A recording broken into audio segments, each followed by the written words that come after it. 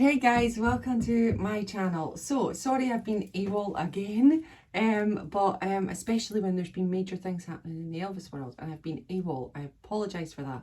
Terrible. I have no excuse. Well, I do. I have a genuine excuse. My little baby Fudge was unwell, had bladder stones and had to have surgery. And then his bladder leaked and he needed recovery. No, he needed another surgery to repair it. And it's been very frantic. It's been hell. And I just wouldn't wish it on any dog lovers out there because, or pet owners, because my goodness, it's the worst hell. It was just terrible. So, needless to say, I couldn't, when the Elvis Evolution thing came up on BBC One, I couldn't do a video because that was the day that he'd had his recovery surgery and I just wasn't in the headspace. I hardly watched it. Yeah. When things like that happen, they come first. So now that it's like 3-4 days into recovery, he's doing so much better. I can now focus and think about things. So I'm thinking about it. And sorry I've waffled on then, but I thought I'd just let you know why I wasn't here doing a reaction to the Elvis Evolution. What a crazy person I am. So anyway, gonna watch it. I'm gonna put it down on the side here. Now I found this on YouTube. I think it's Defending Elvis channel. And they have put up the video from the BBC One. I think Elvis Evolution shared it on their Facebook, but I couldn't find it on YouTube. So here's the video at the side and we're going to watch it now. So yeah, here we go. Right. Going to lift you up a bit because I'm watching it through my viewfinder here. I don't have a good setup, unfortunately. I really apologise for that. But yeah, we'll rewind it back a little bit. So, here we go.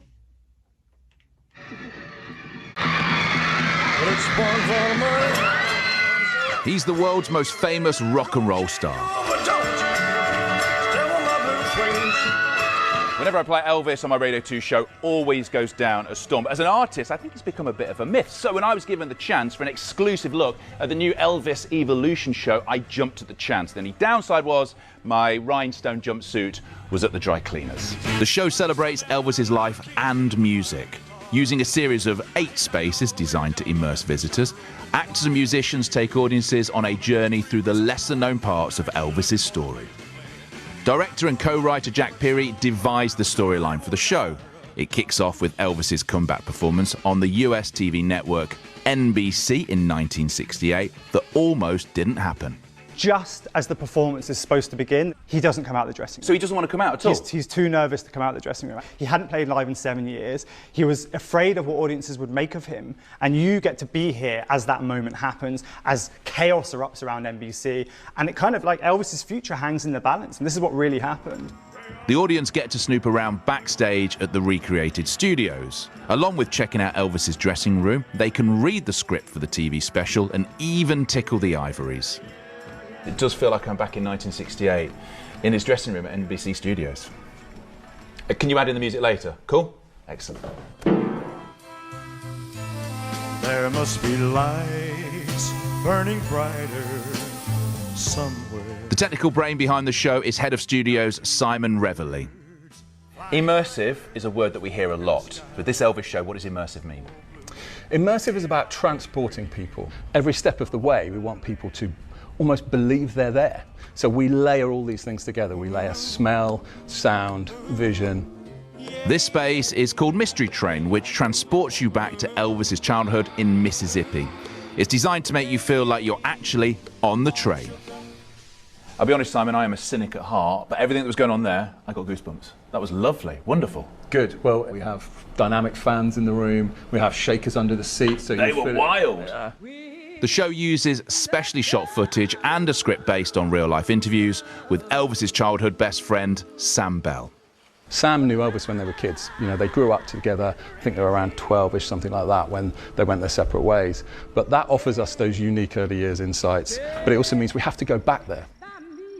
Now, I've heard you have come up with the scent of Elvis, or the smellvis, as I'm trademarking it. Why do this? Do you want to smell it? I'd love to. So this is based on a real blend of scents that we know Elvis wore at the time. Throughout the whole show, we use scent to take people to different places. As well as charting his life, it also takes you on a musical journey, drawing on Elvis's gospel roots. The team of 37 performers are overseen by Associate Director Megan Stewart. So what skills do your actors need then to work in this format? They play about 20 characters in this show, so they need to be able to switch into them really quickly. Back at the start of our journey in 1968, Elvis refound his confidence to deliver one of the all-time great shows, and the audience loved it. He created a stripped-back vibe on stage, which set the tone for the unplugged style we see now. Do you know what? It has been great coming down here to find out all about Elvis before it opens officially. I can't help resist my inner king. Thank you very much. Oh, thank you, Elvis. I'll tell you what, he wasn't ugly, was he? I was going to say that, handsome boy. So, Good looking fella. yeah. Elvis That was Evolution. the BBC special that they did. What did you all think? So I didn't take it in on that first date, but when I watched it back, I absolutely am ready for that completely. Now, I haven't been to the ABBA Voyage, and I'm hopefully going to go, fingers crossed, when we go to London to see Elvis. And initially we had thought that Elvis Evolution was going to be like a hologram show, a concert, but quickly they totally said that wasn't going to be, and it was going to be an immersive experience. So I knew it was going to be this anyway, but I didn't know how it was going to work and how it was going to be. But I knew it wasn't going to be all hologram. I know we will have a hologram part in it, or we'll have virtual reality with a headset. And when you've got your Oculus on, if you've never had virtual reality, it's insane. It's like insane because you feel like you're in the room with the person. It's just bonkers. So if they can do that, we're going to be cooking with absolute gas. But so I've been aware for a long time that it's this immersive experience, and I'm excited by that, more so than a concert, which is kind of crazy because a 2-hour concert would be awesome. But I know Elvis isn't there, and I know you've got the hologram, but that isn't as exciting for me as an immersive experience and a journey through his life. That's more exciting to me. I don't know, I just feel more excited about it. I also feel more excited about the bars before, in the middle and after. That you can have an after party, you've got Elvis playing, you've got music, you've got themed drinks, you've got so many different things to look at. That excites me. That's really exciting. And an Elvis party for however long you want to be. And that if people go into the XL in London, they can go and party Elvis style. That's more exciting to me than anything. So yeah, I for one am excited. But anyway, the immersive experience, I think that's just going to be epic. Your sights, your hearing, your smell, everything has been tantalised. Your touch, because you can actually touch the piano and read the script, and like you're going through, so you feel like you're in Elvis's world. You feel like you're there and you're in amongst him.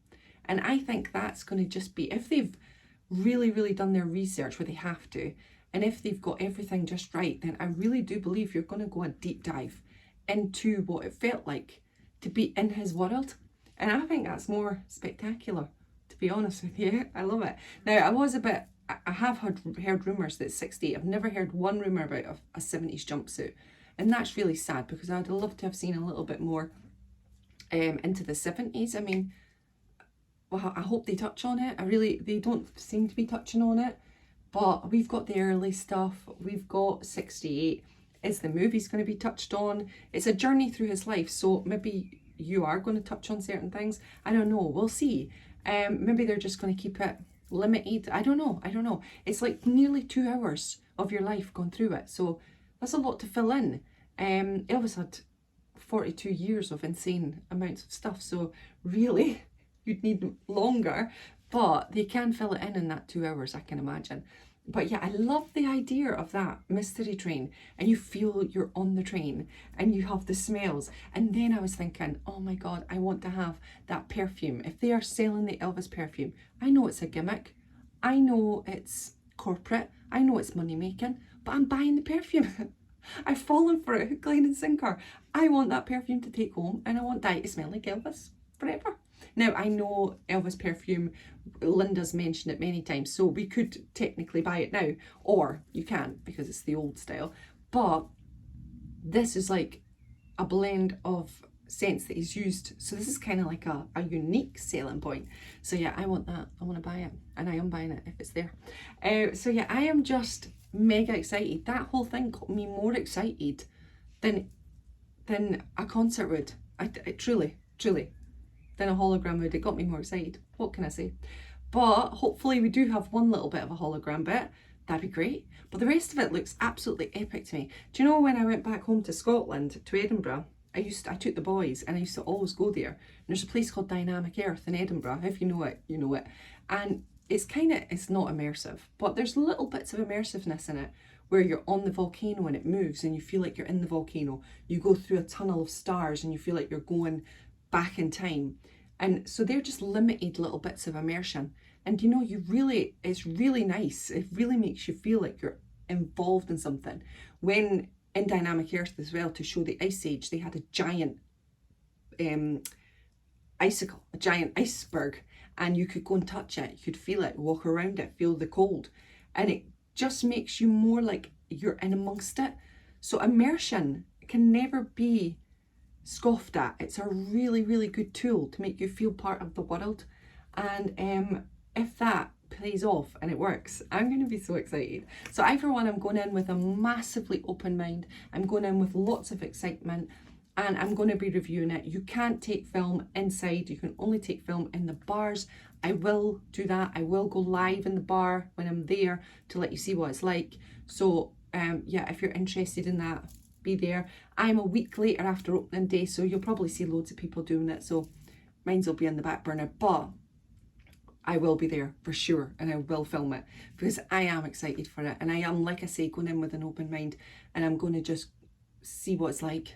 You know what I mean? I'm not going to feeling depressed or thinking it's not good or things like that. I'm going in more open-minded, and I will give an honest review. If I don't like it, then I'll say. But if I love it, then I'm going to shout from the rooftops and go back. That'll be the big thing. If I like it, that's the problem. Because you have to go back to see it again, and that's an issue because money is tight after vet bills. But anyway, that is it from me today. How are you feeling about Elvis Evolution? Are you going? Let me know in the comments below, and yeah, take care of yourself, and I'll see you on another TCP always and forever. Bye everyone.